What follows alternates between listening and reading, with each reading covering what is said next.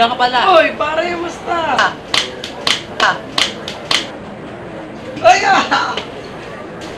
Salamat nga pala sa tulong mo nung nakakasin ko Tungkol ba saan yun?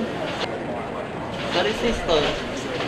Pero nang problema ko yun ako tungkol sa pagche-check ng color coding resistor. Ayun ba yan?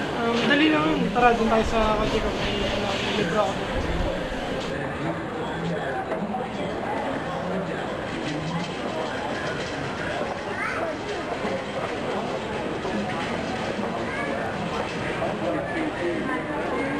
Para ito ba yung kotse mo? Astig! Pare, ako!